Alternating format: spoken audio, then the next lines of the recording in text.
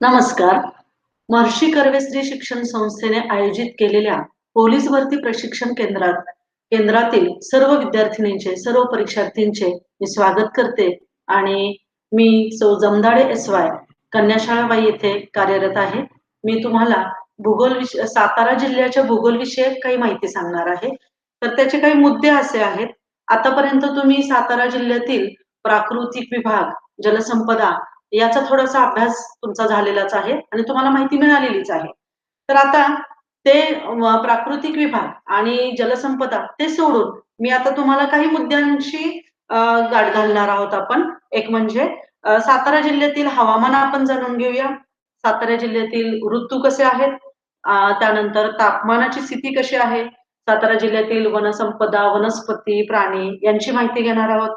त्यानंतर सातारा जिल्ह्यातील खनिज संपत्ती, भूशास्त्र, आणखी मत्स्य व्यवसाय, कृषी व्यवसाय, त्याच्यानंतर मृदा संधारण, आणखी शेती, सहकारी शेती कशी असते, तसेच पशुधन, आणखी दुग्ध विकास, तसेच कृषी विषयक शिक्षण आणि कृषी विषयक जे काही संशोधन सातारा जिल्ह्यात होत असते, त्याची माहिती. आणखी लोकसंख्या, सातारा जिल्ह्यातील लोकसंख्या किती आहे? किंवा त्यातील स्त्रियांची संख्या किती, पुरुषांची संख्या किती, असं आपण या जवळ-जवळ एवढ्या सगळ्या घटकांवर आपण माहिती घेणार आहोत आणि ती माहिती मी तुम्हाला आता सुरू करते. सुरुवातीला हवामान. सातारा जिल्ह्याचे हवामान साधारणतः आल्हाददायक असते. हवामानाच्या दृष्टीने 4 ऋतूत याची विभागणी होते. तुम्हाला माहितीच आहे, नैऋत्य मान्सून वाऱ्यामुळे भारताला जून ते सप्टेंबर कालावधीमध्ये पावसाळा असतो. म्हणजे नैऋत्य मान्सून वाऱ्यामुळे भारताला पाऊस मिळतो, पर्जन्य मिळते. तर तसेच सेम सातारा जिल्ह्याला सुद्धा अ, जून ते सप्टेंबर या कालावधीमध्ये पावसाळा असतो. तर हिवाळा असतो तो डिसेंबर ते मध्य फेब्रुवारीपर्यंत. तुम्हाला माहितीच आहे, सातारा जिल्हा महाबळेश्वरपासून जवळ असल्यामुळे सातारा जिल्ह्यात सुद्धा कधी-कधी थंडीच्या दिवसांमध्ये म्हणजे डिसेंबर ते जानेवारी या कालावधीमध्ये अगदी गोठणबिंदू इतकं म्हणजे जवळ-जवळ शून्याच्या खाली नाही, परंतु 5 ते 7 अंशापर्यंत सुद्धा आपलं तापमान जात असतं. म्हणजेच काय, की महाबळेश्वरला जवळ-जवळ तर बर्फच तयार होतो. म्हणजे बर्फ पडत नाही, बर्फच तयार होतो. तसंच उन्हाळा सातारा जिल्ह्यात असतो फेब्रुवारी ते मे या कालावधीमध्ये. अगदी सातारा जिल्ह्यामध्ये उन्हाळ्यात तापमान 47 ते 46 अंशापर्यंत 46 ते 47 अंशापर्यंत जात असतं. आणि उन्हाळ्यामध्ये अगदी अशी काही गावं आहेत, की तिथे आपल्याला पाणी पुरवठाही करावा लागतो. म्हणजे पाण्याची तीव्र टंचाई भासते. तसेच आणखी पावसाळ्यामध्ये आपल्याला जून ते सप्टेंबर या कालावधीत साताऱ्यात पाऊस असतो. तुम्हाला जसं मगाशी सांगितलं मी, की नैऋत्य मान्सून वाऱ्यामुळे भारताला जो पाऊस मिळतो, तोच पाऊस आपल्या सातारा जिल्ह्याला मिळतो. म्हणजे सातारा जिल्हा हा पूर्णपणे सह्याद्री पर्वतरांगामध्ये वसलेला असल्यामुळे सह्याद्री पर्वतरांगा या अरबी समुद्राच्या बरोबर समांतर रेषेत आहेत. म्हणून अरबी समुद्रावर येणाऱ्या बाष्पयुक्त वाऱ्यांमुळे या सह्याद्री पर्वतरांगा हे वारे अडवतात आणि जास्तीत जास्त पाऊस या सह्याद्री पर्वतरांगामध्येच पडतो आणि म्हणूनच महाबळेश्वरला असं म्हटलं जातं, महाबळेश्वरला पाऊस जास्त आणि वाईला पाऊस कमी असं म्हणतात. याचा अर्थच असा होतो, की महाबळेश्वर हे समुद्र सपाटीपासून उंच ठिकाण असल्यामुळे, थंड हवामानाचं ठिकाण असल्यामुळे पाऊस जास्त असतो आणि महाबळेश्वर नंतर खाली तसेच पूर्वेकडं हे वारे जाताना बाष्प यातलं कमी होत जातं. त्याचं कारणच असतं, की पूर्वेकडे जाताना म्हणजे जवळ-जवळ म्हसवड पुढचा भाग जो आहे साताऱ्याच्या अगदी पूर्वेकडील सीमेपर्यंत त्या भागामधून उष्णता वाढते आणि मग त्या भागामध्ये पर्जन्य छायेचा प्रदेश तयार होतो. म्हणजे पुढे जाणारे ढग आहेत ते कसे असतात, बाष्पयुक्त नसतात. त्यातलं बाष्प कमी-कमी होत जातं कारण बाष्पीभवनाचा त्या भागामध्ये वेग वाढत असतो. म्हणून पावसाळ्याचा कालावधी हा सातारा जिल्ह्याला जून ते सप्टेंबर इतका असतो. आणि मान्सूनोत्तर काळ म्हणजेच काय, मान्सून काळ म्हणजे माघारी परतीचा काळ. याचा अर्थ असा, की जून ते सप्टेंबर म्हणजे सप्टेंबरच्या अर्ध्यापासूनच सुरुवात होत असते. तुम्हाला माहितीच असेल, आपण बघतो नवरात्री सुरू झाल्या, की नवरात्रीपासूनच ते अगदी दिवाळीपर्यंत म्हणजे नोव्हेंबर महिन्यापर्यंत काय होतं, गडगडाटी वादळासह पाऊस येतो. याचा अर्थच काय, की नैऋत्य मान्सून वारे हे याच्या दोन शाखा, एक शाखा ह्याची भारताच्या मध्यातून अशी वर जाते उत्तरेकडे आणि दुसरी शाखा ही बंगालच्या उपसागराकडून जात असते. तर जी बंगालच्या उपसागराकडून वाऱ्याची ही एक शाखा जाते, तर ती शाखा ईशान्य मान्सून वारे बनून म्हणजे वरती अरुणाचल किंवा वरती चीनकडे जाऊन पुन्हा हे वारे माघारी फिरत असतात आणि हे वारे माघारी फिरताना पुन्हा नैऋत्याकडे येत असतात किंवा ते पुन्हा अरबी समुद्राकडे येत असतात. त्यावेळेला येताना यामध्ये जे बाष्प असतं आणि जे गडगडाटी वादळं याच्यामध्ये असतात, त्या वादळामुळे भारताच्या पूर्व किनारपट्टीला जास्त पाऊस देतात आणि त्यातला काही अंशी पाऊस हा सातारा जिल्ह्याला मिळतो, महाराष्ट्राला मिळतो. म्हणून याला म्हणतात माघारी मान्सूनचा काळ किंवा परतीचा काळ. तो ऑक्टोबर ते नोव्हेंबर या कालावधीत असतो. ओके. हे झाले 4 ऋतू. आता बघूया आपण पर्जन्यमान. तर सातारा जिल्ह्यात जवळ-जवळ 15 पेक्षा जास्त पर्जन्यमापक केंद्र आहेत. तर त्यात अनेक वर्षांची पर्जन्यविषयक आकडेवारी यामध्ये आपल्याला आढळते. तर एकूण पर्जन्यमानाच्या 71% पर्जन्य नैऋत्य मान्सून वाऱ्यामुळे मिळते आणि तुम्हाला माहीतच असेल सातारा जिल्ह्यापासून जवळ असलेलं महाबळेश्वर या ठिकाणी पावसाचं प्रमाण जास्त आहे. तर महाबळेश्वरला वार्षिक पर्जन्य 6226 मिलीमीटर इतकं पडतं. म्हणजे तुम्ही ऐकलंच असेल, की जगभरामध्ये सर्वात जास्त पर्जन्य पडणारं ठिकाण म्हणजे शिलाँग पासून जवळ असलेलं मेघालयातील त्याचं नाव आहे चेरापुंजी आणि मौसिनराम. तिथे जवळ-जवळ 11,000 पेक्षाही जास्त मिलीमीटर इतकी तेथे पाऊस पडण्याची किंवा पर्जन्यमानाची नोंद झालेली आहे. आणि त्याच्या इक्विव्हॅलंट अगदी महाबळेश्वरला सुद्धा यावर्षी तर म्हणजे यावर्षीही आणि गेल्या वर्षीही पाऊस जास्त झालेला आहे. म्हणजे जवळ-जवळ 10,000 मिलीमीटर पर्यंत पोहोचलेला आहे. तर हे महाबळेश्वरला सरासरी पाऊस किती पडतो? तर जवळ-जवळ 119 दिवस इतका म्हणजे पर्जन्य दिन असं म्हटलं जातं. आणि पश्चिम घाटात महाबळेश्वर असल्यामुळे आणि जवळ-जवळ साताऱ्यातही महाबळेश्वर इतकं नाही, पण त्याच्या कमी प्रमाणामध्ये तरी पाऊस पडत असतो. आणि पर्जन्याचा जास्त जो अरुंद पट्टा आहे, तो जर उर्वरित जिल्ह्यांच्या भागात जर विचार केला, तर मोठ्या प्रमाणावर त्याच्यामध्ये पर्जन्यमानात तफावत दिसते. ती अशी महाबळेश्वरला पर्जन्य दिन हे 119 दिवस इतके असतात. तर तसंच म्हसवडला म्हणजे सातारा जिल्ह्याची शेवटची पूर्वेकडची तिथे 30 दिवसच म्हणजे 30 पर्जन्य दिन असं म्हणतात. तर याचा अर्थ असा, की सातारा जिल्ह्यामध्ये जून ते सप्टेंबर या कालावधीत जो पाऊस पडतो, तो पाऊस महाबळेश्वर जवळ असल्यामुळे आणि सह्याद्री रेंजेस असल्यामुळे या साताऱ्यामध्ये पावसाचं प्रमाण जास्त आहे. आणि पुढे-पुढे महाराष्ट्रात गेलो, की म्हसवडच्या भागाकडे गेलो, की म्हणजे जिथे साताऱ्याची सीमा संपते, त्या भागाकडे गेलो, की पाऊस हा कमी होतो. नेक्स्ट आता आपण सातारा जिल्ह्याचं तापमान बघूया. सातारा जिल्हा जसं आपण मगाशी मी म्हटलं, की महाबळेश्वरला जवळ आहोत किंवा सह्याद्री रेंजेसमध्ये आहोत म्हणून पाऊस जास्त आहे. सेम उन्हाळ्यामध्ये म्हणजे मे महिन्यामध्ये अगदी मार्च महिन्यापासून हे तापमान वाढायला सुरुवात होते आणि तापमान इतकं वाढतं, की कधी-कधी ते 48 अंशापर्यंतही जातं मे महिन्यातील तापमान, एप्रिल महिन्यातील तापमान. तर सातारा जिल्ह्यातील हवामान विषयक जी काही वेधशाळा आहे, ती महाबळेश्वरला आहे आणि अनेक वर्षांची हवामान विषयक आकडेवारीही तिथं उपलब्ध आहे. तर इतर केंद्रातील आकडेवारी जिल्ह्याच्या मैदानी भागातील हवामान विषयक परिस्थितीची निदर्शक आहे. तर सातारा जिल्ह्यातील तापमानाची नोंदी जर तुम्हाला जास्तीत जास्त माहिती करून घ्यायची असतील, तर तुम्ही जरी नेटवर टाइप केलं, की तापमानाचं केंद्र हवामान विषयक केंद्र महाबळेश्वर जरी टाइप केलं, तरी तुम्हाला सातारा जिल्ह्यातील तापमान आणि हवामान बरीचशी माहिती मिळेल.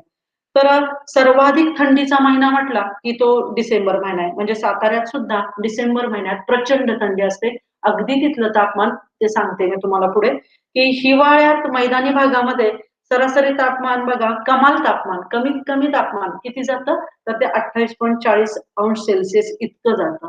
आणि हेच सातारा जिल्ह्यातील मैदानी भागातीलच हे कमीत कमी तापमान अगदी 14°40 पर्यंत जातं. जसं तुम्हाला माहितीच आहे, थंडीच्या दिवसांमध्ये हिवाळ्यातील महाबळेश्वरचं तापमान सुद्धा अगदी अ, 7-8 अंशापर्यंत जात असतं आणि उन्हाळ्यातील अगदी 28 म्हणजे सरासरी हे 28-30 पर्यंत असतं. साताऱ्यातही तसंच असतं, पण महाबळेश्वर इतकं साताऱ्यामध्ये तापमान खाली येत नाही. तर साताऱ्यातील तापमान आहे 14 किमान तापमान 14°40 सेल्सिअस आणि कमाल तापमान आहे 28°40 सेल्सिअस. तर तापमानाचा सर्वाधिक तापमान असतं ते मे महिन्यात असतं आणि उंच प्रदेशापेक्षा सपाट प्रदेशामध्ये तापमानात जास्त वाढ होत असते. म्हणजे ह्या भागामध्ये सपाट मैदानी भाग जो आहे, तिथे-तिथे हे तापमान वाढताना दिसतं आणि जूनच्या पहिल्या आठवड्यात किंवा दुसऱ्या आठवड्यामध्ये नैऋत्य मान्सून वाऱ्यामुळे या भागामध्ये तापमान थोडं-थोडं कमी व्हायला लागतं. थोडी-थोडी घट व्हायला लागते आणि पावसाळ्याच्या काही दिवसांमध्ये तापमान हिवाळ्यापेक्षाही कमी होतं. म्हणजे पावसाळ्यात इतका सलग 8-8 दिवस, 15-15 दिवस सलग पाऊस पडतो. तर या पावसामध्ये तापमान इतकं कमी होतं, की जवळ-जवळ थंडीत जसं तापमान असतं, तसं एवढं तापमान साताऱ्यात कमी होत राहतं पावसाळ्यामध्ये. आणि महाबळेश्वरची कमाल तापमानाची नोंद आपल्याला आहे. जवळ-जवळ 20 एप्रिलला 1976 ला नोंदली होती. तर ती 37°60 इतकी होती आणि कमीत कमी तापमान किमान तापमान महाबळेश्वरचं जेव्हा नोंदलं गेलं, ते 1 फेब्रुवारी 1942 साली नोंद झाली त्याची. तर 3.90° इतकं तापमान होतं आणि तुम्हाला माहितीच असेल 3 जानेवारी 1991 ला महाबळेश्वर येथे आणि पाचगण येथे तो बर्फ आढळला. म्हणजे तिथं तापमान किती झालं होतं? अगदी 0° इतकं झालं होतं. म्हणजे याचा अर्थ असा नाहीये की तिथं बर्फ पडला. कारण बर्फ पडण्याइतपत म्हणजे याचा अर्थ लंडनला बर्फ पडतो, महाबळेश्वरला बर्फ पडत नाही. याचं कारणच असं आहे, लंडनचं हवामान अतिशय थंड असतं आणि तो लंडनचा भाग जो आहे, तो कशामध्ये जातो? टुंड्रा प्रदेश विभागामध्ये जातो आणि लंडनचा भाग हा समशीतोष्णच्या वरचा भाग म्हणजे शीतपट्ट्याच्या जवळ-जवळ असतो. म्हणून लंडनला दिवसासुद्धा बर्फ पडत असतो आणि पण महाबळेश्वरला बर्फ पडत नाही. तर तिथे इतकं तापमान कमी होतं, की हवेतील बाष्पाच्या कणांचं सांद्रीभवन क्विकली होतं आणि जिथे जमीन त्या वरती हलकं न बनता जिथे जमीन त्याला मिळेल ते बाष्प तिथेच चिकटून राहतं आणि तापमान कमी झाल्यामुळे रात्रभरामध्ये त्या थेंबाचा बर्फ बनतो आणि मग आपल्याला दुसऱ्या दिवशी बातमीमध्ये येतं, की महाबळेश्वरला बर्फ पडला आणि असं फोटो पण येतो, की एक माणूस गोळा करतोय हाताने. पण ते तसं नसतं. बर्फ पडत नसतो. तर बर्फ तो तिथलं तापमान कमी झाल्यामुळे तिथल्या दहीवर दव आणि धुकं या कणांचं बाष्पाच्या या कणांचं काय बनतो? बर्फ बनतो. बरं. अशा पद्धतीनं इतकी थंडी असते साताऱ्याला सुद्धा आणि महाबळेश्वरला सुद्धा. तर विशेष एक घटना एक साली झालेली आहे. तर 1850 साली सायंकाळी 4:30 वाजता धुळीची वादळं तिथं तयार झाली होती. या सातारा भागापासून जवळ असलेलं कोंडवे गाव आहे. अशी धुळीची वादळं तिथं तयार झाली होती, की त्यावेळेस नारळा एवढ्या मोठ्या-मोठ्या गारांची वृष्टी झाली होती. आणि त्याच्यामुळे तिथं असलेली गुरं किंवा माणसं यांचं खूप मोठं नुकसान झालं होतं. नदीतील अगदी मोठे मासे सुद्धा मेले होते. अशी एक तिथला अगदी बर्फ पडल्यासारखा म्हणजे आता सुद्धा आपण बघतो, की अचानक गारपीट होते. मग गारपीट झाली, की ह्याच्यामध्ये थंडीच्या दिवसांमध्ये सुद्धा बर्फ तयार झाला किंवा गारपीट झाली, तर आपण बघतो बातम्यांमध्ये येतच, की नागपूरला संत्री सगळी जमिनीवर पडलेली आहे, त्याचा सडा झालेला आहे. महाबळेश्वरला, पाचगणीला त्या स्ट्रॉबेरी आहे ती पूर्ण नासत चाललेली आहे. बर्फ त्याच्यावर तयार झालेला आहे. असं जे आपण बघतो म्हणजे याचा अर्थ तापमान कमी झालं, की असे सगळे नुकसानी होत असतात. नेक्स्ट पुढे बघूया आपण सातारा जिल्ह्यातील वनक्षेत्र काय अवस्था आहे किंवा वनक्षेत्र किती आहे. आता सातारा जिल्हा जवळ-जवळ पूर्वीच्या काळी अगदी वनक्षेत्र होतं. म्हणजे जेव्हा शिवाजी महाराज होते, त्यावेळेला शिवाजी महाराज रायगडावरून जेव्हा साताऱ्याला आले होते आणि ते साताऱ्याला आल्यानंतर ते जेव्हा आजारी होते, तेव्हा ते अजिंक्यतारा किल्ल्यावर होते. त्या कालावधीमध्ये साताऱ्यामध्ये इतकी मोठी जंगलं होती, की जंगलांमधून की मावळे कुठे आहेत हे मोगलांना कळायचं सुद्धा नाही. मग इतकी वनसंपदा साताऱ्याकडे होती आणि पण आता असं दिसतंय, की आता 2020 साल चालू आहे आपल्याकडे. तर ह्या 2020 सालामध्ये असं दिसून येतं, की साताऱ्यात सगळीकडे झाडांच्या ऐवजी इमारतींची जंगलं खूप झालेली आहेत. साताऱ्यामध्ये तर जास्त दिसतात. साताऱ्यापासून जवळपास असलेल्या खेडोपाड्यांमध्ये सुद्धा आता जास्त करून कारखाने, इमारती, हॉस्पिटल्स वगैरे असं असं तिथल्या भूमीचा असा उपयोग केला जातोय. म्हणजे जंगलं कमी होत चाललेली आहेत. तर साताऱ्याचं वनक्षेत्र पुणे क्षेत्रापासून वेगळं झालं. तर 1872 साली ते वेगळं झालं आणि त्यावेळेस त्याचे 3 प्रकार पडले. एक म्हणजे सह्याद्रीचे सदाहरित वनक्षेत्र, दुसरं सह्याद्रीच्या पूर्वेचे कोरडे अर्धरहित वनक्षेत्र आणि कृष्णेच्या पूर्वेकडील खुरट्या वनस्पतींचे वनक्षेत्र. तर आता जिल्ह्याच्या पश्चिमेकडे सह्याद्रीजवळ असलेल्या वनांचं म्हणजे ते वाई, सातारा, जावळी, महाबळेश्वर, पाटण असे 5 विभाग पडतात. आणि या विभागांमध्ये वनक्षेत्र पश्चिमेकडील भागामध्ये दाट आणि सलग आहेत. पण पूर्वेकडील भागाकडे जायला लागलो आपण, की आपल्याला काय दिसून येतात, खुरट्या वनस्पती दिसतात, उघड्या बोडक्या अशा टेकड्या दिसतात. मग या सह्याद्रीच्या वनक्षेत्र जे सदाहरित वनक्षेत्र आहे, मगाशीच मी सांगितलं तुम्हाला, की सातारा जिल्ह्याला म्हणजेच महाबळेश्वर पासून सातारा जिल्ह्यापर्यंत आपला हा जो भाग आहे सह्याद्री पर्वतरांगांचा, तर प्रतिरोध पर्जन्य पडत असतो. म्हणजे नैऋत्य मान्सून वाऱ्यामुळे या सह्याद्री रांगा काय करतात, बाष्पयुक्त वारे अडवतात आणि जास्तीत जास्त पाऊस या पर्वतरांगामध्ये होतो. म्हणून या भागामध्ये वनक्षेत्र जास्त आहे. तर सदाहरित आहे आणि ते आणि पश्चिमेकडे 9 ते 21 किलोमीटर रुंदीच्या पट्ट्यात ते पसरलेलं आहे आणि भोरपासून दक्षिणेकडे कोल्हापूरपर्यंत असा हा संपूर्ण पट्टा पसरलेला आहे. हा सदाहरित वनक्षेत्राचा आणि प्रामुख्याने पण आता काय झालेलं आहे या भागात सुद्धा बांधकामासाठी आणि जळाऊ लाकड वापरण्यासाठी इथली झाडे बरीचशी वापरात येऊ लागलेली आहेत. तर या भागामध्ये प्रमुख वनस्पती आहेत जांभूळ, ऐन, अंजन म्हणजे सातारा जिल्ह्यात आढळणाऱ्या वनस्पती आहेत.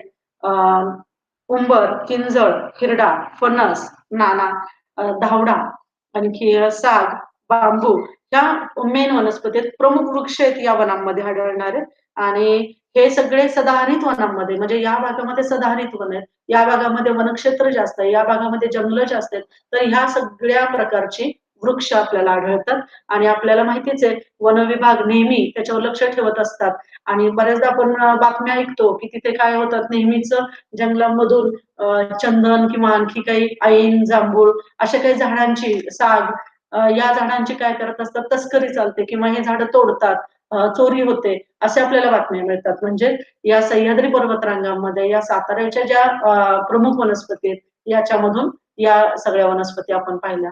तर आता अर्धहरित वनक्षेत्र याच्यामध्ये सह्याद्रीचा पूर्व भाग म्हणजे सह्याद्री रांगांचा पुढचा भाग म्हणजे साताऱ्याच्या पुढचा भाग जो पर्जन्य छायेचा भाग आहे, पाऊस कमी असतो. या भागामधून काही सागवान लाकूड थोड्याफार प्रमाणात आढळतं आणि शेतीमुळे काय झालेलं आहे तिकडे बराचसा वनांचा भाग कमी झालेला आहे.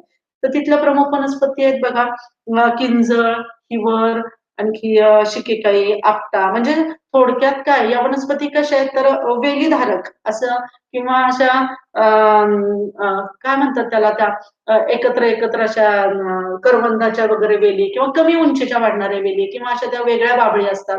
अशा त्या आडव्या अशा वाढतात, असं उंच वाढत नाहीत. तुम्हाला सगळ्यांना माहिती आहे ते जे बाभूळ लाकूड असतं, त्या लाकडाचा वापर बांधकामासाठी करतात. पण हा जो पुढचा भाग आहे म्हणजे मसवड वगैरे हा भाग, हा सातारच्या पूर्वेकडील भाग आहे. इकडे आढळणाऱ्या ह्या वनस्पती आहेत. या वनस्पती दिसतात आपल्याला किंजळ, हिवर, शिकेकाई, आपटा, बाभूळ, नीम आणि सागवानाचं प्रमाण जरा पूर्वेकडे कमी होत गेलेलं आहे. तर आता यात आणखी खुरट्या वनस्पतींचं वनक्षेत्र पण आहे, की सह्याद्रीच्या पूर्वेकडे असणाऱ्या अनेक टेकड्यांवर खुरट्या वनस्पती आढळतात. त्यामध्ये असणाऱ्या वनस्पती आहेत शमी आहे, हिवर आहे, आणखी हिंगणबेट आहे, बोर, करवंद. मगाशी सांगितलं करवंदांच्या जाळ्या आपल्याला दिसतात, आढळतात. खैर वनस्पती, गायपात या वनस्पती त्या भागात आढळतात. तर ह्या कुठे आहेत तर कृष्णेच्या पूर्वेकडील खुरट्या वनस्पतींच्या भागामध्ये, कृष्णा नदीच्या पुढच्या भागामध्ये आणि या वन विभागाच्या ताब्यात असलेल्या रोपवाटिका ज्या आहेत ते गोडोली म्हणून एक ठिकाण आहे. तर गोडोलीमध्ये सातारापासून जवळ असलेलं एक गाव आहे गोडोली. तर गोडोलीला 7.63 हेक्टर या भागामध्ये अशा प्रकारच्या रोपवाटिका वाढवल्या जातात. त्याच्यानंतर वराडे गाव आहे. 1.53 हेक्टर जमीन तिथं वापरली जाते. रासाटी गाव आहे. तिथे सुद्धा 21.85 हेक्टर इतकी जमीन या ह्याच्यासाठी वापरली जाते. रोपवाटिकेसाठी नेर गाव आहे 1.99 हेक्टर, गुरेघर आहे 2.5 हेक्टर.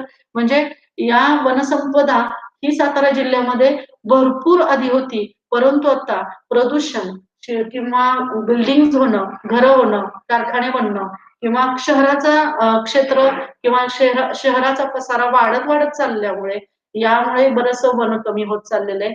त्यामुळे आता आपल्याला वनस्पती कमी पण बिल्डिंगच्याच जंगल जास्त पाहायला मिळतात. पुढे जाऊया आपण. भूशास्त्र आणि खनिज संपत्ती.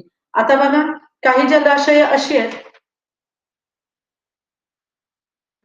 यामध्ये आपल्याला असं आढळून येतं, की जी काही आपल्याला सातारा जिल्ह्यामध्ये जी धरणं आहेत किंवा जे काही तलाव आहेत किंवा ज्या नद्यांवर धरणं बनवलेली आहेत, ज्या नद्यांवर किंवा तलावांवर काही नद्यांचे काही तलाव आहेत जवळपास, तर त्या तलावांचा उपयोग कसा होतो? तर ह्याच्यामध्ये सर्वात मोठी नदी बघा सातारा जिल्ह्यातील कोयना नदी आहे, कृष्णा नदी आहे. तर कोयना धरणाचा आधी आपण बघूया, की कोयनावर खेळवाक या गावी इथं धरण शिवसागर नावाचं मोठं जलाशय निर्माण झालंय आणि या कोयना धरणावरचं हेळवाक येथे झालेलं हे जे कोयना धरण आहे, हे कोयना धरण इतकं त्याचा पाणी पुरवठा एवढा होतो, की अगदी बामणोलीपर्यंत आणि ते वासोटा किल्ल्यापर्यंत किंवा कास तलावाच्या उताराला किंवा खाली दरीपर्यंत खूप पाण्याचा पुरवठा निर्माण होतो आणि कोयना धरणाचा या जो पाण्याचा उपयोग वर्षभर पाणी कधीही कमी होत नाही आणि कोयना धरणाच्या पाण्याचा वापर सातारा जिल्ह्याला पूर्ण पाणी पुरवठा होतो आणि या पाण्याचा उपयोग तिथे कोयना धरणावर वीज निर्मितीसाठी सुद्धा होतो आणि त्या परिसरातील वर्षभर सर्व शेतीसाठी त्या पाण्याचा वापर होत असतो. तसंच आणखी दुसरं एक आहे धोम धरण आहे. सगळ्यांना माहितीच आहे हे कृष्णा नदीवर धोम धरण बांधण्यात आलेलं आहे. तर धोम धरणाच्या अजून वरती म्हणजे महाबळेश्वरला ही कृष्णा नदी उगम पावल्यानंतर खाली आल्यानंतर लगेचच पहिलं धरण आधी धोम धरण बनवण्यात आलं आणि त्याच्यानंतर बलकवडी धरण बनवण्यात आलं. तर बलकवडी धरणाचं पाणी खंडाळ्याकडे गेलेलं आहे आणि धोम धरणाचं पाणी इकडे खाली कराडकडून असं खाली गेलेलं आहे आणि या धोम धरणाच्या बराचसा भाग हा वर्षभर पाणी साठलेलं असतं, साचवलेलं असतं आणि कधीही वर्षभर कमी पडत नाही. कृष्णा नदीच्या खोऱ्यातील म्हणजे धोम धरणाचं संपूर्ण जे पाणी आहे ते वाई तालुका त्याच्यानंतर खाली साताऱ्यापर्यंत ह्या कोयनेला नदी मिळते तिथपर्यंत संपूर्ण परिसर हा कृष्णा नदीच्या पाण्याचा फायदा होत असतो शेतकऱ्यांना. हां आणि तसंच ते कोरेगाव पर्यंत या दोन धरणाच्या पाण्याचा उपयोग होत असतो. तसंच आणखी कास तलाव आहे, तो उरमोडी नदीवर तयार झालेला तलाव आहे आणि त्या तलावाला सुद्धा एवढं पाणी असतं, की तुम्हाला सगळ्यांना माहिती आहे कास तलाव. कास हे युनेस्कोनं डिक्लेअर केलेलं मोठं पर्यटन क्षेत्र पण झालेलं आहे आता ते आणि फुलांचं गाव किंवा फुलांसाठी निसर्ग सौंदर्य असलेलं कास पठार आणि कास पठारच्या बरोबर उजवीकडे वरती कास तलाव आहे. आता तिथे सुद्धा आपल्याला माहिती आहे, तुम्हाला सगळ्यांनाच माहिती आहे, की तिथे जायला सुद्धा आपल्याला तिकीट काढावं लागतं किंवा त्यासाठी आपल्याला काही फीस द्यायला लागते आणि मग आपल्याला परवानगी मिळते ते कास पठार बघण्याची. आणि हे उरमोडी नदीवर ते बनलेलं कास तलाव आहे आणि पूर्ण कास तलावाचं पाणी सातारा जिल्ह्यामध्ये पाणी पुरवठासाठी मिळतं ते. आणि तसंच दुसरा जे आहे नेर तलाव हा येरळा नदीवर तयार झालेला आहे. हा सुद्धा तलाव वर्षभर पाणी या तलावाला असतं आणि पाण्याचा उपयोग त्या येरळा भागातील आणि तिथल्या गावांना होतो. दुसरं आहे वाघेरी नाला म्हणजे तालुका मानमधील रानंद तलाव. मान तालुक्यातील हे वाघेरी नाला आहे आणि मान तालुका तुम्हाला सगळ्यांना माहिती आहे आतापर्यंत अगदी पर्जन्य छायेचा प्रदेश म्हणजे पाऊस अतिशय कमी, पाण्याची तीव्र टंचाई अगदी 2003 किंवा 2002 या कालावधीत तर इतका पाऊस तिथे कमी पडला होता, की तिथे अगदी रोजचं सुद्धा पाणी प्यायला विकत घ्यायला त्या लोकांना लागत होतं आणि तिथे रोजचे टँकर्स म्हणजे पावसाळ्यातही ऐन तिथं टँकर्स पुरवायला लागायचे. परंतु आता त्या या तलावामुळे, रानंद तलावामुळे आणि तिथे पाण्याचे जलसिंचनाचे व्यवस्थित सोयी केल्यामुळे आता त्या परिसराला पाणी मिळतं मान तालुक्याला. तसंच पुढचा आहे म्हसवड तलाव. तो पण मानगंगा नदीवर तयार झालेला आहे आणि म्हसवड भाग सुद्धा पर्जन्य छायेच्या प्रदेशात असल्यामुळे पावसाचं प्रमाण कमी आणि तिथल्या या तलावाचं पाणी वर्षभर तिथं आत्ता पुरतं कारण अलीकडे या 2-3 वर्षात पाऊस चांगला होतो. आणि कुरवली तलाव हा नीराची उपनदी आहे फलटण तालुक्यातील. या तालुक्यामध्ये नीरा नदी ही पाणी वर्षभर असतं आणि कुरवली तलावाचा जो पाण्याचा भाग आहे तो नीरेला म्हणजे नीरा शहराला चांगला फायदा होतो. पुढे फलटणलाही होतो. तसंच मायणी तलाव, खटाव. खटावला हा मायणी तलाव आहे. सगळ्यांना माहितीच असेल, की मायणी तलाव हा फ्लेमिंगो बर्ड्स त्या भागामध्ये येतात. म्हणजे तुम्हाला माहितीच असेल, की दोन्हीही दोन्ही ध्रुवांवर जेव्हा खूप प्रचंड प्रमाणात बर्फ पडत असतो, अशा भागातील आर्क्टिक परिसरामध्ये असलेले जे काही बर्ड्स असतात आणि त्या बर्ड्सला अति थंडीत पण चालत नाही, थोडासा उबदार भाग पाहिजे असतो, म्हणून थंडीच्या दिवसामध्ये हे फ्लेमिंगो बर्ड्स आणि आणखी काही तसे प्रकारचे पक्षी हे मायनी तलावाकडे येतात आणि मायनी परिसरामध्ये त्यांना खायला पण म्हणजे तसं खाद्य पण मिळतं आणि तिथे ते पूर्ण थंडी संपेपर्यंत तिथे राहतात आणि पुन्हा ते काय करतात, मायग्रेट करतात. असे मायग्रेट बर्ड्स, मायग्रेशन करणारे बर्ड्स या मायनी तलावाला आपल्याला आढळतात. पुढचे सातारा जिल्ह्याचे आणखीन एक लक्षात ठेवा, इथं भूशास्त्र पण आपण म्हटलेलं आहे. तर भूशास्त्रामध्ये असं एक वैशिष्ट्यपूर्ण आहे, की सातारा जिल्ह्याचा पूर्ण प्रदेश जो आहे, तो क्रेटेसियस व पूर्व इओसीन या कालखंडामध्ये लाव्हा रसापासून तयार झालेला आहे आणि लाव्हा रसाच्या काळ्या अग्निजन्य खडकांपासून ज्वालामुखीतून जे हे लाव्हा रस बाहेर आला, तो बाहेर पडून थंड होऊन त्या अग्निजन्य खडकांनी म्हणजे बेसॉल्ट खडक आढळतो, या खडकांनी तयार झालेला प्रदेश आहे. म्हणून या प्रदेशामध्ये सातारा जिल्ह्याचा अगदी काळ्या रंगाचा खडक आणि मृदा सुद्धा काळ्या रंगाची असते. तर हा जो आहे भाग, तो बऱ्याचशा वर्षांपासून बऱ्याचशा भाग म्हणजे अनेक कोट्यावधी वर्षांपासून हा जो खडकांनी व्यापलेला ज्वालामुखी अग्निजन्य खडकांनी व्यापलेला भाग आहे, तर तो हा दख्खनचा पठार असंही म्हणलं गेलेलं आहे याला. म्हणून हा थरांच्या स्वरूपात आढळतो आणि त्याला भूशास्त्रीय भाषेमध्ये, भौगोलिक भाषेमध्ये डेक्कन ट्रॅप असं म्हणतात. तर हा दख्खनच्या पठारावरील मोठ्या प्रमाणातील हा जो डेक्कन ट्रॅपच्या थरांचा दोन्ही म्हणजे संपूर्ण टोकाच्या बाजूने जिन्याच्या पायऱ्यांप्रमाणे दिसतो आणि या अर्थाच्या म्हणजे ट्रॅप या शब्दावरून डेक्कन ट्रॅप असं म्हणजे पायरीसारखं दिसतं म्हणून त्याला ट्रॅप, म्हणून ह्याला डेक्कन ट्रॅप असं म्हटलं जातं. आणि तुम्हाला माहितीच असेल की पूर्णपणे भारताचा दख्खनचा भाग जो आहे तो स्थिर आहे आणि वरचा जो आहे उत्तर भारताचा भाग आहे तो आपला याच्यामुळे जसं या भागामध्ये रूपांतरित खडक आढळतात आणि हा भाग असा नंतर म्हणजे पूर्वीच्या काळी अतिशय पूर्वी पृथ्वीवर जेव्हा हिमालयाचा भाग होता त्या ठिकाणी टेथिस नावाचा समुद्र होता आणि तो असा खालच्या भूपट्ट सरकण्यानं तो टेथिस नावाचा समुद्र वर आला आणि त्या भागामध्ये एकीकडे राजस्थानचा वाळवंटी भाग झाला आणि एकीकडे वरती उंच असा वरती भाग जमिनीचा आल्यामुळे तो भाग सगळा हिमालयाचा बनला. परंतु हा याच्यामध्ये हालचाली झाल्या, यामध्ये बदल झाले जमिनीत, पण खालचा जो भाग आहे दख्खनच्या पठाराचा तो मात्र अस्थिर आहे, यामध्ये कोणतेही बदल झाले नाहीत. फक्त ज्वालामुखीने जमिनीवर आलेला पूर्ण लाव्हारस जो आहे त्या लाव्हारसाने हा दख्खनचा पठार तयार झालेला आहे. कठीण अग्निजन्य खडकांपासून बनलेला दख्खनचा भाग, त्यामध्ये असलेला साताऱ्याचा भाग. तर आता इथं बेसॉल्टचे थर इथं आपल्याला आढळतात. तर ते बेसॉल्टचे थर आ आणि पाहोई आणि होई असे दोन प्रकारचे थर आढळतात. तर थराचा हा जो भाग जो आहे तो जास्त प्रमाणात आढळतो. आपण नेक्स्ट स्लाइड. हा, तर बेसॉल्ट हे दोन प्रकारचे खडक या भागात आढळतात सातारा खनिज संपत्तीमध्ये आणि जांभा खडक जो आहे तो पठाराच्या माथ्यावर म्हणजे माथ्यावर, आता तुम्ही कुणी तुमच्यापैकी कुणी कास पठार बघितलं असेल तर कास पठारावर वरती जी माती आहे ती जांभ्या खडकापासून बनलेली म्हणजे अशी तांबूस रंगाची आहे. महाबळेश्वरला पाचगणीला गेलो तिकडे पण अशी तांबूस रंगाची माती आढळते. तर ती लोहयुक्त असते आणि छिद्र मातीनं भरलेली असतात अनियमित आकाराची अशी आणि त्यामुळे त्याचा तांबूस रंग तपकिरी रंग बनतो. तर जांभा खडक हा पाचगणी, महाबळेश्वर या पठारांवर आणि कोयना नदीच्या दोन्ही तीरांवर या पठाराच्या विस्तृत भागावर असा जांभा खडक आढळतो. तसंच आणखी बॉक्साईट खडक आहे. तर हा जांभा खडकामधील अल्युमिनियमचं प्रमाण 40% अधिक जर झालं तर अल्युमिनियमच्या युक्त असं जांभा आणि बॉक्साईट असं त्याला संबोधलं जातं आणि हा जास्त करून पाचगणीच्या परिसरामध्ये आणि कोयना नदीच्या पूर्वेला असलेल्या पठाराच्या भागामध्ये हा बॉक्साईट जास्त आढळतो.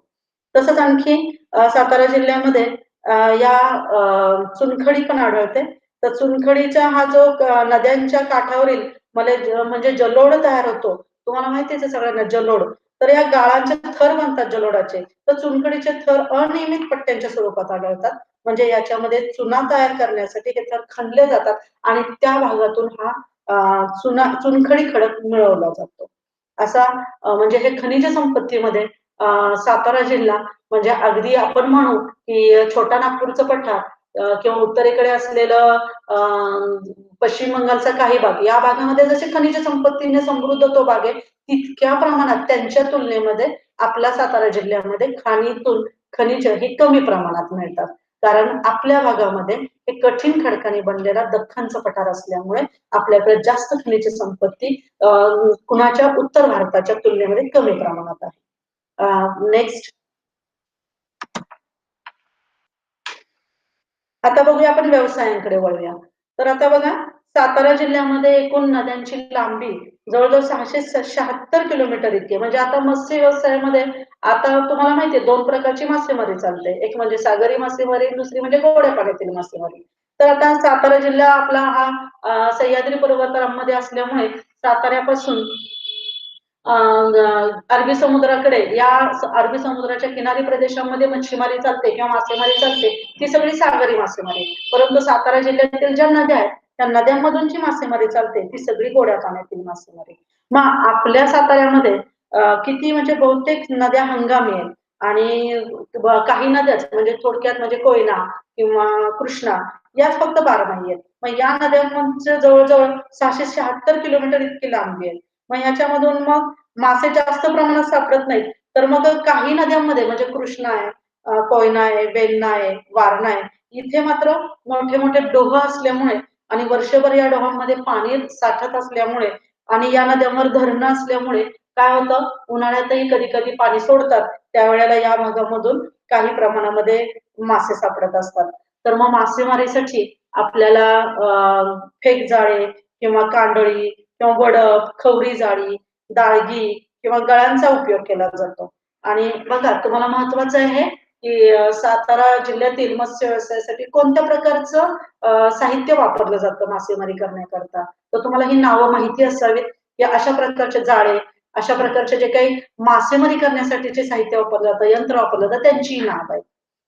तर आता जसं तुम्हाला माहिती आहे यांत्रिक बोटी वापरल्या जातात. त्या सागरी मासेमारी करतात. परंतु नदीत करण्यासाठी अशा वेगळ्या प्रकारच्या यंत्रांचा वापर होतो. तर मग जिल्ह्यामध्ये एकूण 43 मच्छीमार सहकारी संस्था आहेत आणि या सहकारी संस्थांमधून काय केलं जातं 1810 इतके सभासद असून त्यामधून सभासद हे त्यांना प्रशिक्षणही दिले जातात. तर मत्स्यबीज केंद्र जी आहेत प्रमुख आहेत तुम्हाला इथं प्रश्न विचारला जाईल बघा तुमच्या पोलीस भरती प्रशिक्षणासाठी ह्याच्यामध्ये पेपरमध्ये. तर मत्स्यबीज सातारा जिल्ह्यातील प्रसिद्ध मत्स्यबीज केंद्र कोणतं किंवा त्याच्यामध्ये पर्याय दिले जातील. धोम असेल, त्याच्यामध्ये कराड असेल किंवा आणखी एखादं म्हसवड असेल तर त्या किंवा इक्विव्हॅलंट काही पॉइंट्स असतील तर त्याच्यामध्ये तुम्ही धोम हे लक्षात ठेवा. त्याच्यानंतर कोणतं एराळावाडी एक लक्षात ठेवा आणि कोयना लक्षात ठेवा.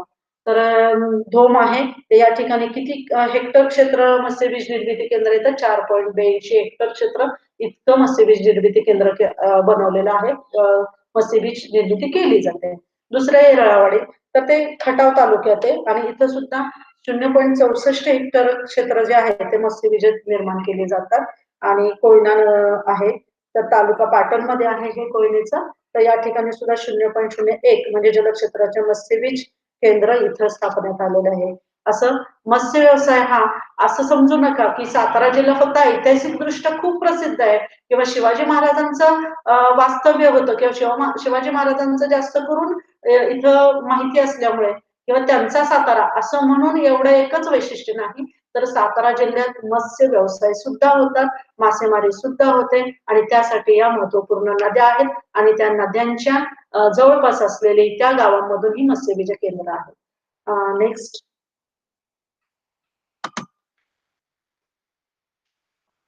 पुढे बघूया आपण आता कृषी.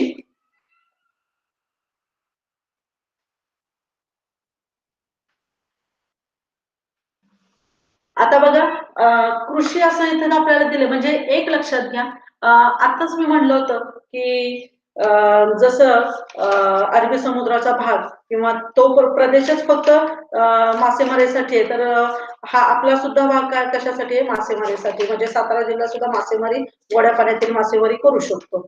तर आता इथं कृषीसाठी जास्त करून साताऱ्याचं वैशिष्ट्य जर म्हणाल तर शेतीमध्ये आपल्या साताऱ्यानं खूप नवनवीन प्रयोग किंवा खूप चांगल्या प्रकारे शेतीचं मध्ये विकास केलेला आहे. तर यामध्ये पहिल्यांदा आपण जाऊया की बेसाल्ट खडकांनी व्यापलेली असल्यामुळे जमीन आपल्या सातारा जिल्ह्याची म्हणजे ज्वालामुखीतून आलेल्या लाव्यामुळे किंवा अग्निजन्य खडकांनी बनलेल्या या बेसाल्ट खडकांपासून जी जमीन तयार झालेली आहे, म्हणजे भिन्न-भिन्न स्वरूपातली आहे, मजदुरानुसार म्हणजे याच्यामध्ये प्रकार पडलेले आहेत या जमिनीत सुद्धा. तर कोणकोणते प्रकार आहेत ते? तर यामध्ये आहे मध्यम काळी, आणखीन हलकी किंवा मुरमाड आणि दुसरी म्हणजे लॅटराइट तांबडी माती. आता बघा तुम्हाला सगळे मृदेचे किंवा या सातारा जिल्ह्यात आढळण्याचे अगदी बारीक-सारीक संपूर्ण आपल्याला सांगायला इतका वेळ नाहीये. तरी सुद्धा फक्त लक्षात ठेवा, की सातारा जिल्ह्यात आढळणारी बेसॉल्ट खडकांनीच तयार झालेली त्याची झीज-ओल मध्यम काळी जमीन आहे, हलकी व मुरवाड आहे आणि लॅटराइट तांबडी आहे. आणि तसंच आता हंगाम आहेत बघा. कोणकोणत्या हंगामात साताऱ्यामध्ये शेती घेतली जाते किंवा केली जाते? तर खरीप आणि रब्बी हंगाम हे 2 हंगाम आहेत. तर खरीप हंगामामध्ये आपल्याला जूनपासून जुलैच्या मध्यापर्यंत म्हणजे मोसमी पावसावर अवलंबून खरीप हंगाम असतो आणि रब्बी हंगाम हा थंडीवर किंवा जलसिंचनाच्या सोयी असतील तर त्या रब्बी हंगामात घेण्यात येणारी पिकं काही असतात. तर पहिल्यांदा खरीप हंगाम. तर खरीप हंगामामध्ये आपण बघतो की रोहिणी नक्षत्रामध्ये म्हणजे मे महिन्याच्या शेवट की सरींचा उपयोग इथं होतो आणि इथं पूर्व मशागतीला सुरुवात होते मेच्या शेवटी आणि जूनच्या सुरुवातीलाच बघा या हंगामामध्ये ज्वारी, बाजरी, भात. आता तुम्ही म्हणाल की ज्वारी तर खरं रब्बी हंगामात घेतात. पण ज्वारी ही खरीप हंगामातही घेतात. तर ते हायब्रिड वगैरे आपण म्हणतो ना ती. तर ते बाजरी, भात, नाचणी, वरी, सावा, राळा, भुईमूग आणि तंबाखू ही पिकं घेतली जातात खरीप हंगामामध्ये.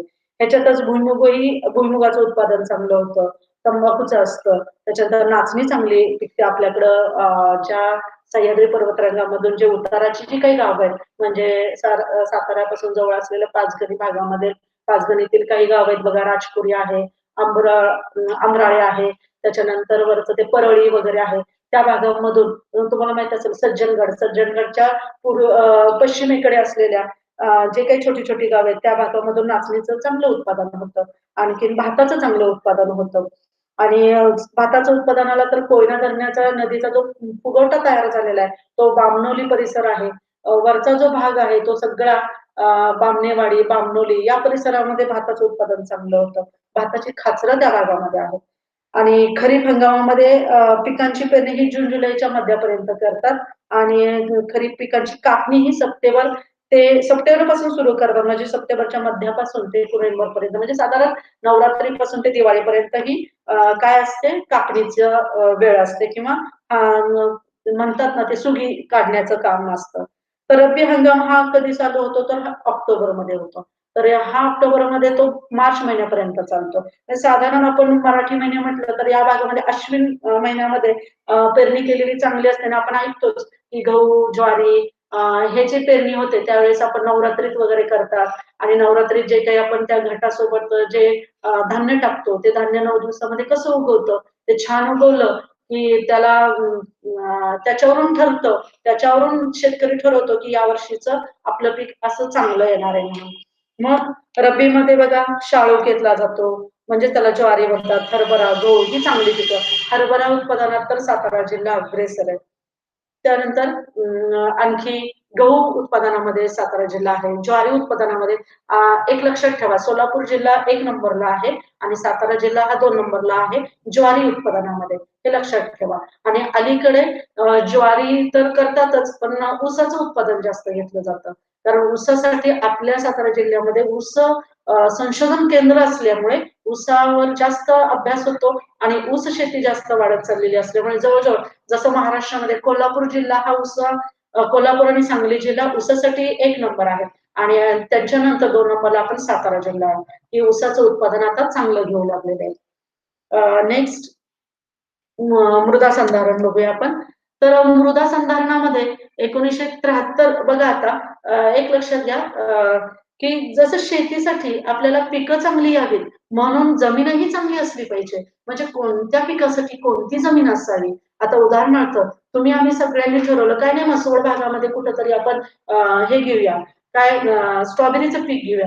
तर त्या स्ट्रॉबेरीच्या पिकासाठी तसं थोडंसं थंड हवामान, थोडंसं तापमान कमी असं लागतं. मग तसं म्हसवड किंवा त्या पुढच्या भागामध्ये मान तालुक्यामध्ये इतकं काही तापमान सौम्य नसतं. तर थोडंसं तापमान जास्त असतं. तर त्या भागामध्ये ज्वारी किंवा त्या भागामध्ये बाजरी अशी पिकं घेतली जातात. तर त्याप्रमाणे मृदा लागते. तर मृदा ही कशी जांभी मृदा लागते. तर जांभी मृदा ह्याच्यासाठी कुणासाठी स्ट्रॉबेरीसाठी म्हणजे निचरा होणारी जमीन, निचरा होणारी मृदा अशी लागते. म्हणूनच मृदा संधारण कसं आहे बघा आता 1973 साली मृदा संधारणाचं महत्व जाणून घेतलं. त्यावेळेला त्याच्या मोठ्या प्रमाणामध्ये साताऱ्यामध्ये एक मृदा संधारण विभागच स्थापन केला. 1973 साली केला आणि त्याच्यानंतर 83 सालापासून सपाटीकरण करण्यात आलं, वनीकरण कमी करण्यात आलं, आणखीन कुरण वाढवली, आंबा लागवड केली. या कामांचा समावेश त्यामध्ये केला. त्यावेळेला 1983 सालापासून मृदेचं संधारण वाढू लागलं. मृदा संधारण केली पाहिजे किंवा मृदा आपण जतन केली पाहिजे. म्हणून म्हणजे आपली शेती चांगली होईल असं बरचसं साताऱ्यामध्ये नवनवीन प्रयोग सुरू झाले. आणि 92 सालामध्ये 1992 मध्ये तर त्या मृदा संधारण विभागामध्ये 7 उपविभाग केले. त्यातील 4 जिल्ह्याच्या दुष्काळी भागामध्ये आणि 2 पश्चिम भागामध्ये आणि एक कडाविरहित कामांसाठी असं स्वतंत्र विभाग केले. तर या विभागांमध्ये मार्फत जे काही उपक्रम राबवले किंवा ज्या काही त्या योजना राबवल्या त्या अशा की 1955 साली समोच्च बांध बंदिस्ती केली. तर आता तुम्हाला सगळ्यांना माहिती आहे पाणी बचाव ह्यांनी कुणी पाणी मोहीम ह्यांनी आमिर खाननी काढली.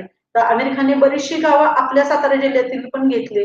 म्हसवड तालुक्यातील पण घेतली. म्हसवडच्या भागातील काही जमिनी बघितल्या. तिथे त्यांनी असे बांध केले म्हणजे टेकडीच्या उताराला असं डोंगराळ भागाच्या उताराला असे चर खोदून त्या भागात पाणी मुरवणे आणि ते पाणी मुरलं तर शेतीला वर्षभर तिथली जमीन चांगली शेतीयोग्य बनेल, तिथली मृदा चांगली बनेल, म्हणजे उपजाऊ बनेल असं आमिर खानने एक मध्ये काय काढली होती अशी एक योजना घेतली होती. त्याच्यानंतर मजगी योजना आहे 1960 साली मजगी योजना आली. त्याच्यानंतर नाला बांध बंदिस्ती आता सांगितलं मी आमिर खानने घेतली त्या पद्धतीनं नाला बांध बंदिस्ती 1970 ला आली. इथं थोडक्यात प्रिंट थोडी मिस्टेक झाली 170 झाले तर 1970 साली नाला बांध बंदिस्ती आली. त्याच्यानंतर आंबा लागवड योजना सुरू केली 1974 साली म्हणजे सातारा जिल्ह्यातील काही पश्चिम भागातील काही गावं आहेत म्हणजे पाऊस जास्त पडतो किंवा अशा भागामधून आंबा लागवडी वाढल्या. त्याच्यानंतर चिवड जमीन सुधार योजना चिवड 1975 मध्ये अशा प्रकारची योजना आणली. त्याच्यानंतर वन आणि कुरण विकास योजना आणली. काही भागामधून वनक्षेत्र वाढवली पाहिजे, पूर्ण वाढवली पाहिजे जेणेकरून प्राण्यांना खाद्य मिळालं पाहिजे.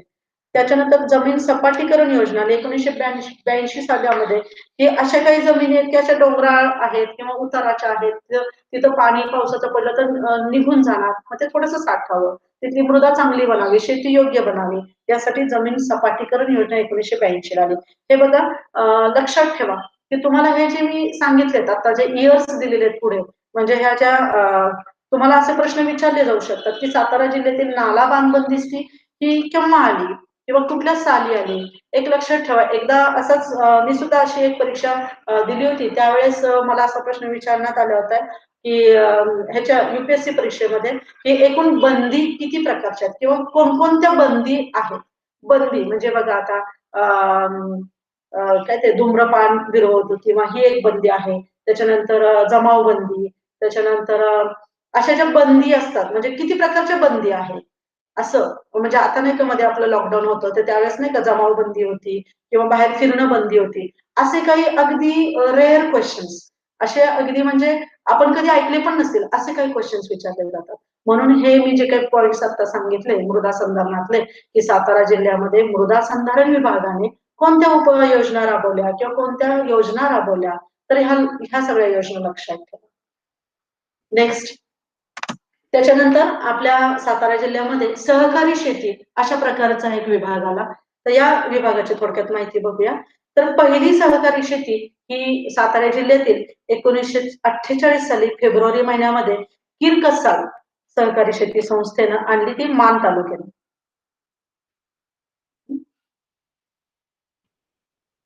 स्थापन झाली. तर 1952 मध्ये पळसावडेला असं असं तालुक्यातील म्हणजे मान तालुक्यातीलच एक ठिकाण आहे. तर इथे सुद्धा सहकारी शेती संस्था स्थापन झाली. आणखी 1955 साली अखेर जिल्ह्यामध्ये एकूण 5 सहकारी शेती संस्था आल्या आणि त्याच्यामध्ये 1970 साली याच सहकारी शेतीच्या 9 आणि 1987 मध्ये अशा 10 झाल्या. तर या सहकारी शेतीमधून काय काय कशा प्रकारची पिकं घ्यायची याचा थोडासा चार्ट आहे पुढं बघा आता त्याच्यामधून या सहकारी शेतीमधून काय काय करायचंय तर बघा 1988 मध्ये एक संस्था अशी जी आली की ती बघा या संस्थांना विहीर खोदाई कशा कशासाठी बघा अर्थसहाय्य सरकारकडनं मिळू लागलं विहीर खोदाई जमीन जमीन सुधारणा अवजार खरेदीसाठी शासन कर्ज किंवा अनुदान असं देऊ लागलं तर मग आता त्या पिकांसाठी काय काय स्थिती आहे म्हणजे बघा पहिल्यांदा बघूया भात भात आता पाटण वाई महाबळेश्वर कराड सातारा या तालुक्यामध्ये पश्चिम भागामध्ये भाताचं उत्पादन चांगलं होतं तसंच ज्वारीसाठी बघा हे तुम्हाला का पिकांचं आपण डिस्क्रिप्शन सांगतोय तर तुम्हाला असे प्रश्न विचारले जाऊ शकतात की सातारा जिल्ह्यातील प्रमुख पीक कोणतं आणि त्या पीक कोणत्या हंगामात घेतलं जातं त्याचे काही तुम्हाला असे पर्याय येतील तर त्यात तुम्हाला लिहिता आलं पाहिजे मग बघा रब्बी हंगाम खरीप हंगामातही काळगोंडी आणि उतावळी प्रकारची ज्वारी घेतली जाते आणि रब्बी हंगामामध्ये दगडी शाळू मालदांडी किंवा सीएसएच अशा 4 प्रकारच्या जाती ज्वारीत आहेत आणि कराडला कृषी संशोधन केंद्राने विकसित केलेलं शेनोली इथे 4-2 असं शेनोली 4-5 असं या ज्वारीच्या जाती तिथे घेतल्या जातात कुठे कराड कृषी संशोधन केंद्राने दुसरं पीक आहे बघा बाजरी ज्वारीच्या पिकाखालोखाली या खरीप पिकाचा म्हणजे बघा 1 नंबरला भात आहे, 2 नंबरला ज्वारी आहे, 3 नंबरला बाजरी आहे. तर खरीप पिकाचा क्रम याच्यामध्ये लागतो. या ज्वारीनंतर बाजरीचा. तर कुठे बाजरी पिकते चांगली? तर मान, खटाव, फलटण, कोरेगाव या तालुक्यांमध्ये आणि ही बाजरी काळी आणि हलकी रेताड त्याला जमीन लागते. तर तुम्हाला असे प्रश्न विचारले जाऊ शकतात, की सातारा जिल्ह्यातील 3 नंबरचं प्रमुख पीक कोणतं? आणि त्या पिकाला कोणत्या प्रकारची मृदा लागते असं विचारलं जाऊ शकतं कौलिताची सोय असलेली फलटण तालुक्यात बघा HB -3 असं अशा प्रकारची जात आहे ह्या बाजरीची आणि सजगुरी ही एक स्थानिक जात आहे बाजरीची एक जात असत त्यामध्ये पण जाती असतात आता गहू हे पीक बघूया प्रामुख्याने हे पीक रब्बी हंगामात घेतलं जातं आणि जास्त करून बागायती जमिनीत घेतलं जातं जिरायती जमिनीतही अलीकडे घेतलं जातं आणि थंड हवामानात असतं आणि कमी जास्त प्रमाणामध्ये सर्वत्र जवळजवळ घेतलं जातं जास्त करून बघा महाबळेश्वरच्या भागात गहू गेरवा संशोधन केंद्राने संशोधन केलेलं आहे तर सुधारित जाती महाबळेश्वरच्या भागात होतात त्याच्यानंतर नाचणी नाही मका मका हे पीक कृष्णा आणि कोयना नदीच्या खोऱ्यामधून जास्त प्रमाणात घेतात त्याची लागवड केली जाते आणि आपण बघतोच की आपल्या परिसरात सुद्धा मका हे गुरांसाठी खाद्य म्हणून जास्त घेतात आणि अलीकडे आता मक्याचं पीक घेऊ लागलेले आहेत की मका हे त्याच्यापासून बरेचसे काही काही पदार्थ बनतात म्हणून मकाचं पीक हे मोठ्या प्रमाणात घेतलं जातं तर त्यानंतर नाचणी तर जिल्ह्याच्या पश्चिम भागात डोंगराळ प्रदेशामध्ये प्रामुख्याने घेतलं जाणारं नाचणी पीक आता मगाशी सांगितलं मी तुम्हाला की डोंगर उतारावर म्हणजे महाबळेश्वर पाचगणी या उताराच्या या शहरांच्या किंवा या गावांच्या उताराच्या भागामध्ये म्हणजे राजपुरी वगैरे बरीचशी गावं वरती आहेत तिकडे नाचणी पीक पिकवलं जातं आणि नाचणी ऐवजी ज्वारीचं पीक घेऊ लागल्यामुळे अलीकडे नाचणी फक्त म्हणजे जिथं जलसिंचनाची सोय आहे, तिथं नाचणी घेतली जात नाही तर पावसावर आधारित जिथे जिथे शेती आहे तिथे तिथे नाचणी घेतली जाते तर वरी हे पीक सुद्धा पाटण तालुक्यात घेतलं जातं जास्त करून आणि जून ते जुलै या महिन्यामध्ये त्याची पेरणी केली जाते वरीची आणि पाटण तालुक्यात आणि त्याची कापणी ऑक्टोबर महिन्यामध्ये केली जाते नेक्स्ट राळा हे पीक राळा हे पीक मध्यम किंवा हलक्या जमिनीत घेतलं जातं तुम्ही ऐकलं असेल राळा हे पीक भाताप्रमाणेच असतं आणि राळा हे पौष्टिक असतं शरीराला तर पिकास कीड आणि रोगांचा उपद्रव होत नाही या पिकाला कधी आणि हे पीक अगदी नगण्य प्रमाणात म्हणजे आता फार कमी झालेलं आहे हे राळ्याचं पीक घेणं त्यानंतर आहे हरभरा हरभरा रब्बी हंगामातच घेतला जातो आणि प्रामुख्याने रब्बी पिकामध्ये मिश्र पीक म्हणजे गव्हासोबत हरभरा घेतला जातो ऊसासोबत घेतला जातो म्हणजे मिश्र पिकासोबत असं हरभरा घेतलं जातं त्यानंतर आहे तूर जिल्ह्यात सर्वत्रच भागामध्ये तूर हे पीक घेतलं जातं म्हणजे खटाव मान कराड आणखी या भागामधून आणि मिश्र पिकांसोबत तूर घेतली जाते बाजरी आणि ज्वारीच्या शेतात लावतात आणि जून जुलैला पेरणी करतात आणि फेब्रुवारीला त्याचं काय करतात कापणी करतात तुरीची त्यानंतर मटकी मटकी हे मान आणि खटाव तालुक्यात त्याचं प्रमाण अधिक आहे मटकीला जास्त पाणी चालत नाही निचरा होणारी जमीन लागते त्यामुळे मान खटाव आणि नोव्हेंबर मध्ये त्याची कापणी होते जून मध्ये त्याची पेरणी होते त्यानंतर उडीद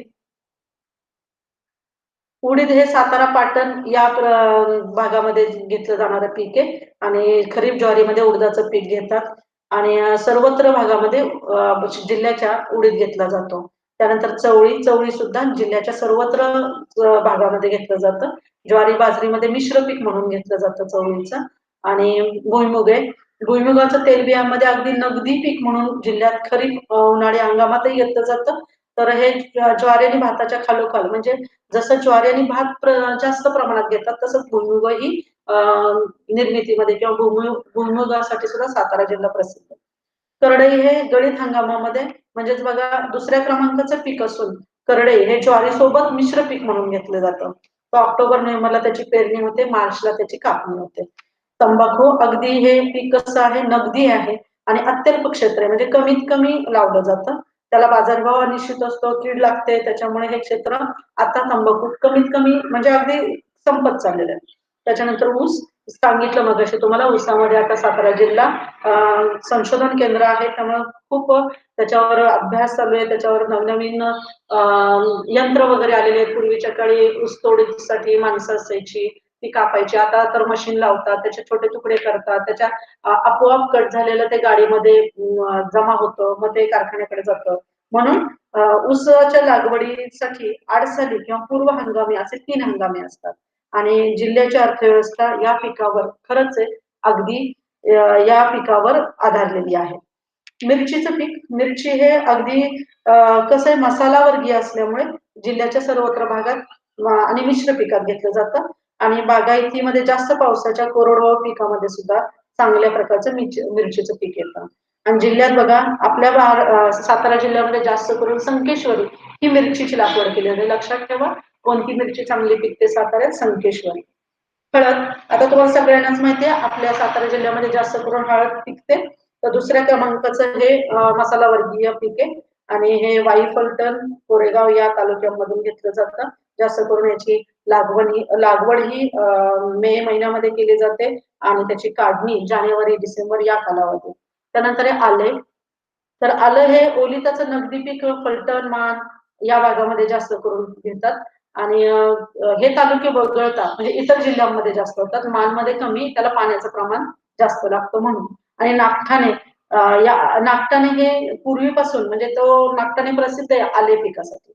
कापूस आता हे नगदी पीक आहे आणि मान आणि फलटण तालुक्यात घेतलं तर कापसाला पाणी कमी लागतं. आंबाडी आंबाडी अल्प प्रमाणात घेतली जाते आणि तंतूपासून त्याचं दोर तयार केले जातात आणि तेल काढलं जातं. नेक्स्ट आता जसं आपण शेतीचं बघितलं तसंच थोडंसं आपण कशाकडे जाऊया पशुधन.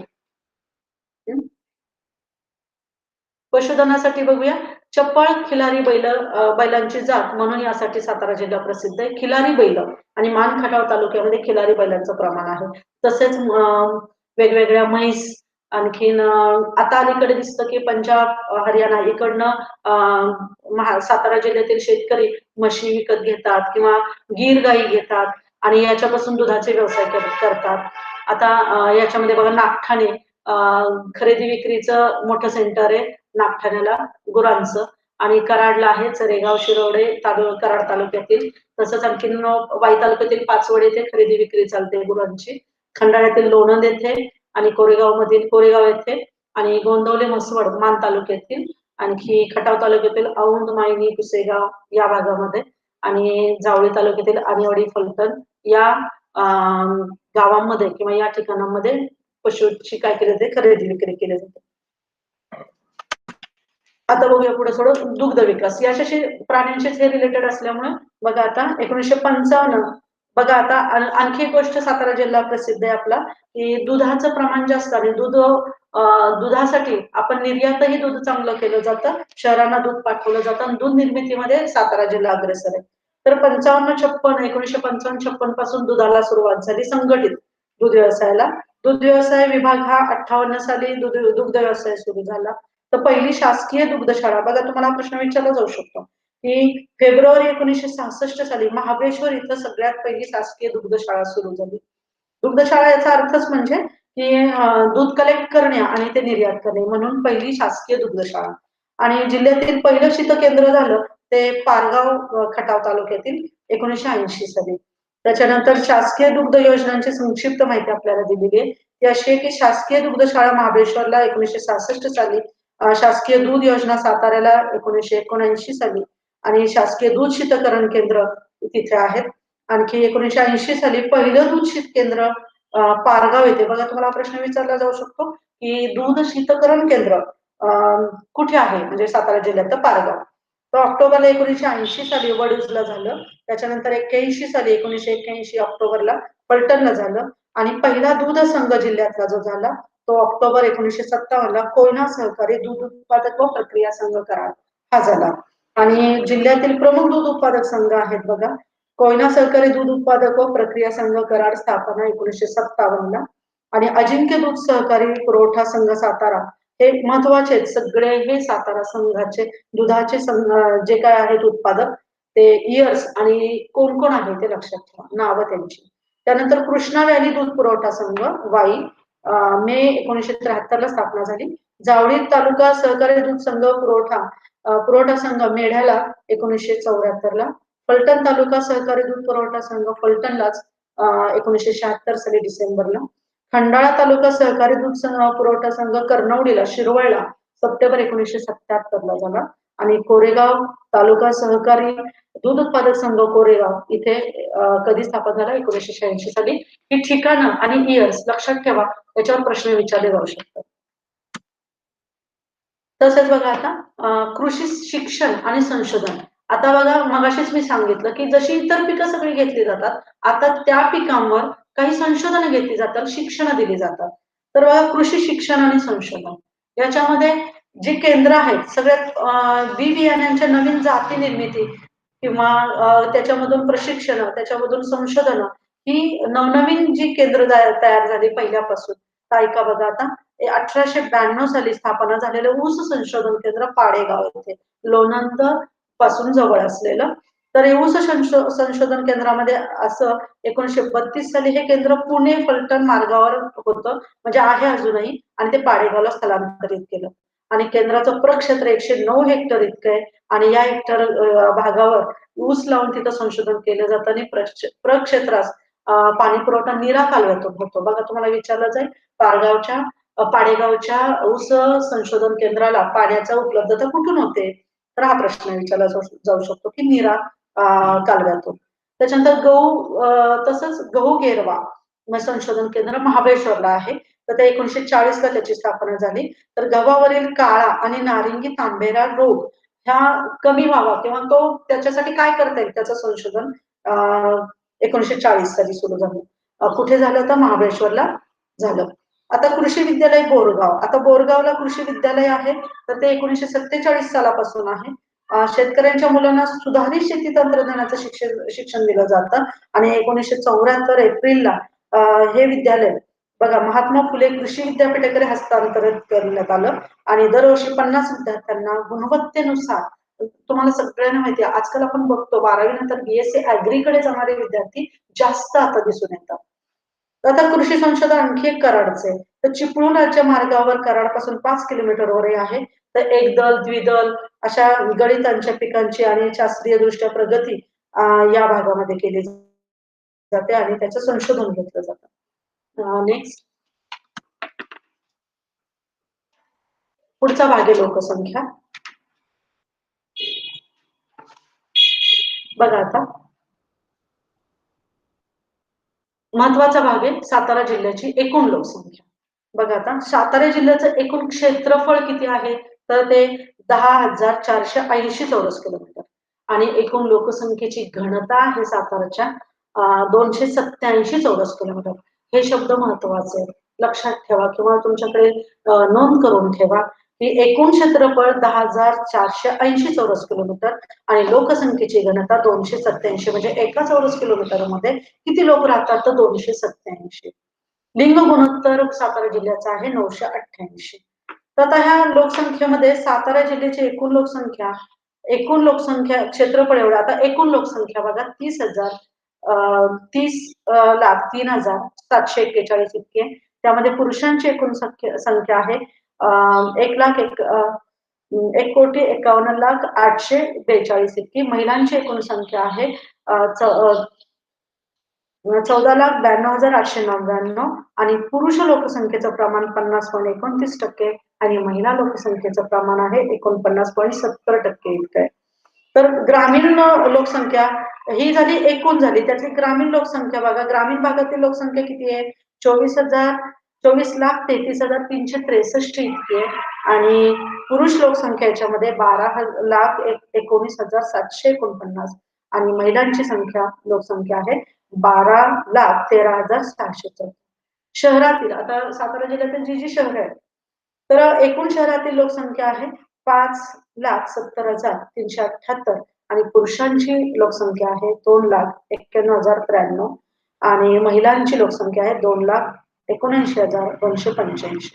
मग याच्यातली ठळक वैशिष्ट्य असेल बघा सातारा जिल्ह्याच्या लोकसंख्येची की सर्वाधिक लोकसंख्या बघा तुम्हाला प्रश्न येतो हा सर्वाधिक लोकसंख्या असणारं गाव वडूज खटाव तालुक्यातील एकूण लोकसंख्या 17,636 आहे आणि सर्वात कमी लोकसंख्या असणारं गाव आहे मी तुम्हाला घनता म्हणलं नाहीये सर्वात जास्त आणि सर्वात कमी असं म्हणते माळदेव तालुका जावळ येथील सर्वात कमी लोकसंख्या किती लोकसंख्या अवघी 4 आहे तर सर्वाधिक क्षेत्रफळ असणारं गाव वाघेश्वर आहे त्यांची क्षेत्रफळ किती 7,051 हेक्टर आहे आणि सर्वात कमी क्षेत्रफळ असणारं गाव सायगाव आहे कोरेगाव तालुक्यातलं त्याचं 3.7 हेक्टर आहे सर्वाधिक उंचीवरील ठिकाण प्रतापगड आहे आणि नागरी लोकसंख्येचं प्रमाण जिल्ह्यातील 18.98% आणि ग्रामीण लोकसंख्येचं प्रमाण 81.2% सर्वाधिक लोकसंख्या असणारा तालुका कराड आहे आणि कराड तालुक्याची लोकसंख्या एकूण किती आहे 5,84,85. सर्वात कमी लोकसंख्या असणारा तालुका आहे महाबळेश्वर बघा लक्ष द्या सर्वात जास्त लोकसंख्या असणारा तालुका आहे कराड सर्वात कमी लोकसंख्या असलेला तालुका आहे महाबळेश्वर आणि त्याची लोकसंख्या आहे महाबळेश्वरची 72,830 सातारा जिल्ह्यातील लोकसंख्येची घनता आहे 287 चौरस किलोमीटर इतकी आणि या सातारा जिल्ह्यातील साक्षरता एकूण साक्षर लोक आहेत 22,25,694 त्यामध्ये पुरुष साक्षर आहे 12,01,034 आणि स्त्री साक्षर आहेत 10,24,707 तर आता याच्यातून असं आपल्याला पुढची नेक्स्ट स्लाइड लोकसंख्या बघा आता इथं अशी आहे याचा जन्मदर आहे बघा सातारा 2011 साली 12 साली 2013 साली 14 15 16 आणि त्याच वेळेला महाराष्ट्र आणि भारत असं तुलनात्मक बघूया आपण ही सगळी आकडेवारी तुम्ही लक्षात ठेवा किंवा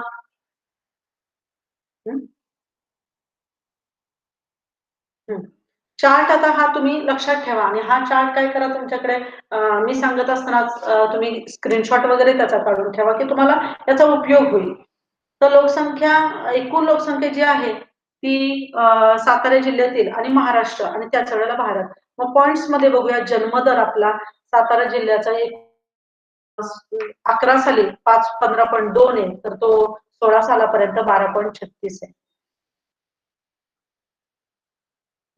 आणि महाराष्ट्राचा त्याच वेळेला किती आहे 15.9 आहे आणि मृत्यूदर बघा आणि त्याच वेळेला भारताचा किती 20.4 आहे मृत्यूदर बघा साताऱ्याचा 2011 साली 7.98 आहे आता हे सगळे तुम्ही वाचा लक्षात ठेवा आणि साताऱ्याचा हा 2016 साली 7.9 आहे आणि महाराष्ट्राचा त्याच वेळेला 5.9 आहे आणि भारताचा 6.4 आहे म्हणजे लक्षात घ्या की आपला मृत्यूदरही जास्त आहे आणि जन्मदर हा कमी आहे तर एकूण जन्म दर 2011 साली 1.86 आणि तोच महाराष्ट्राचा 1.97 आणि भारताचा 2.48 आहे मग याच्यामध्ये आता हा सगळा चार्ट तुम्ही वाचा आणि लक्षात ठेवा लिंग गुणोत्तर फक्त मी सांगते तर सातारा जिल्ह्याचं लिंग गुणोत्तर 995 म्हणजे एक लक्षात घ्या की स्त्रियांचं प्रमाण महाराष्ट्राच्या तुलनेमध्ये जास्त आहे तर 922 इतकं महाराष्ट्राचं लिंग गुणोत्तर आहे 2001 साली आणि 933 भारताचे तेच बघा लिंग गुणोत्तर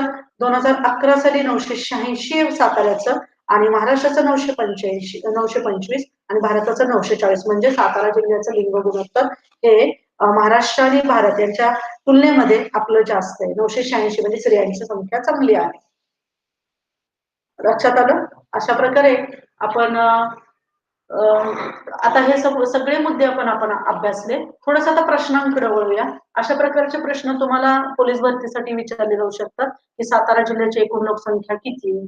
सातारा जिल्ह्यात त्याला पर्याय येतीलच तुम्हाला. सर्वाधिक लोकसंख्या असणारं गाव कोणतं? सर्वाधिक लोकसंख्या असणारा तालुका कोणता? जिल्ह्यामध्ये एकूण साक्षरतेचं प्रमाण किती टक्के आहे? शेतीचे हंगाम साताऱ्यात कोणकोणते आहेत? किंवा कराड कृषी संशोधन केंद्रानं ज्वारीच्या कोणत्या जाती होतात घेतलेल्या आहेत किंवा गव्हाच्या सुधारित जातींमध्ये संशोधन केले जाणारं संशोधन केंद्र कुठं आहे किंवा जिल्ह्यामध्ये कोणत्या प्रकारचे खडक आढळतात किंवा जिल्ह्यामध्ये मत्स्यबीज केंद्र कोणकोणत्या ठिकाणी आहेत किंवा जिल्ह्यातील कोणकोणते प्रकार ते आणखी कोणते मृदा संधारणाचे किंवा खडकांचे हे कोणकोणते प्रकार आहेत आणि ते कुठे कुठे आढळतात असं थोडक्यात इथं खडक राहिलेलं आहे तर असे प्रश्न तुम्हाला विचारले जातील अशा प्रकारे लोकसंख्या, हवामान, तापमान, कृषी संशोधन, कृषी शिक्षण बऱ्याचशा मुद्द्यांशी आपण जवळ गेलो, त्याची माहिती मिळवली. जर तुम्हाला हे सगळं नीट समजलं असेल तर नक्कीच रिप्लाय द्या आणि अशा धन्यवाद. मी माझं तुम्हाला सांगण्याचं जे काही आतापर्यंत शेड्यूल होतं ते इथे संपतंय. धन्यवाद.